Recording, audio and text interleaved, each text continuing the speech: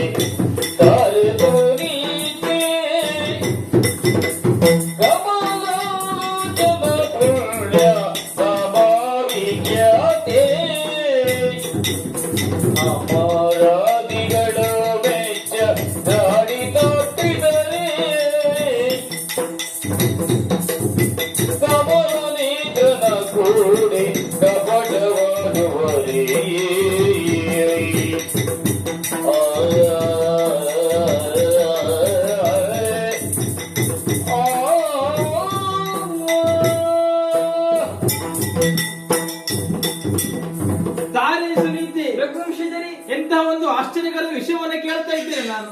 ಅಲ್ಲದೆ ಹೋದರೆ ಯಾವುದೇ ಮನುಷ್ಯರು ಆಡಿಯಂತ ಮಾತಿನಂತೆ ನಡೆದುಕೊಳ್ಳಬೇಕಂತೆ. ಹಾಗಂತ ಆದ್ರೆ ವಚನವನ್ನು ತಪ್ಪಿದನಲ್ಲ ಆ ಸುಗ್ರೀವ. ಯಾಕೆಂತ ಮಾತು ಕೇಳಿದರೆ ಅಂದಿನ ಹೇಳಿದಂತ ಮಾತು ವಾಲಿಯ ವಧೆ ಬಳಿಕ ತಾನು ಸೀತಾನ್ವೇಷಣೆ ತೊಡಿಕೊಳ್ಳುತ್ತೀರಿ ಪ್ರಭು ಎನ್ನುವುದಾಗಿ. ಆದರೆ ಇದುವರೆಗೂ ಸಹ ಬರಲಿಲ್ಲ. ಅವನ ನಿರೀಕ್ಷಣೆ ಇಟ್ಟುಕೊಂಡು ಕಾಯ್ದಿದ್ದವ ನಾನಾಗಿದ್ದೇನೆ. ಆದರೆ ಅವ ಬಾರದಿದ್ದನ್ನು ಕಂಡು ಇಲ್ಲಿಯವರೆಗೆ ಸ್ವತಃ ನಾನೇ ಬಂದಿದ್ದೇನೆ. ಹಾಗಂತ ಆದರೆ ಸುಗ್ರೀವ ಎಲ್ಲಿದ್ದಾನೆ? ಮೊದಲಾಗಿ ಆತನನ್ನು ಕರೆಸು. ಪರದೇಶಗಳನ್ನುಳ್ಳ ಕಪಿಗಳ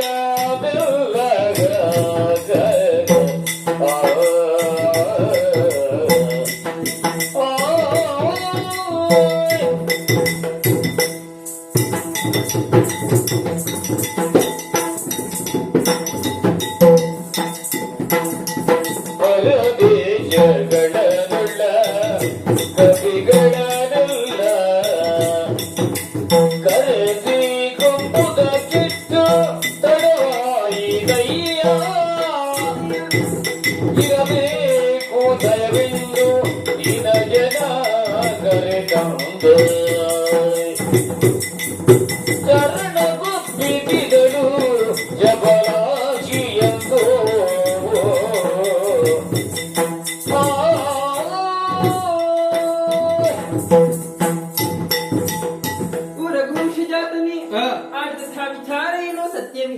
ಮೈದುನಂತಹ ಸುಗ್ರೀವ ಮಾತು ಕೊಟ್ಟದ್ದು ಸತ್ಯ ವಿಚಾರ ಸರಿ.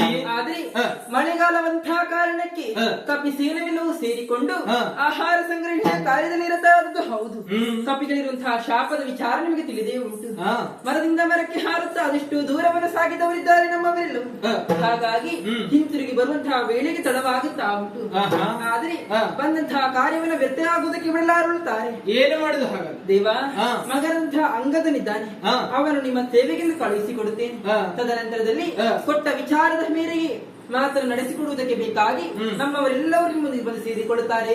ಸೀತಾನ್ವೇಷಣೆ ಕಾರ್ಯದಲ್ಲಿ ಪಾಲ್ಗೊಳ್ಳುತ್ತಾರೆ ಸ್ವಾಮಿ. ಆಗಲಿ ಅಂತೆ. ಅಲ್ಲಿಯವರೆಗೂ ದಯವಿಟ್ಟು ಕಾಯಬೇಕು. ನಿನ್ನ ವಿಚಾರವನ್ನು ಈ ಮಾತಿನ ನಂಬುತ್ತೇನೆ. ಆದರೆ ಈ ಹೊತ್ತಿನಲ್ಲಿ ಅಂಗದನ್ನು ಕರೆದುಕೊಂಡು ಹೋಗಿ ಸಾಕ್ತೇನೆ. ತದನಂತರದಲ್ಲಿ ಮಾತು ಕೊಟ್ಟಂತೆ ಪ್ರಕಾರವಾಗಿ ಸುಗ್ರೀವ ಬರಲೇಬೇಕು. ಎಚ್ಚರಿಕೆ ಕೊಟ್ಟೇನೆ. ಆಗಲಿ. ಜಯ ಹೇ ಭಗವತಿ ಗುರಭಾರತಿ ತವ ಚರಣಂ ಪ್ರಣಾಮಗ ತವ ಶರಣ್ಯ ತ್ರಿಭುವನಧನ್ಯ ಸುರಮುನಿ ವಂದಿತ ಚರಣ ಸುರಮುನಿ ವಂದಿತ ಚರಣ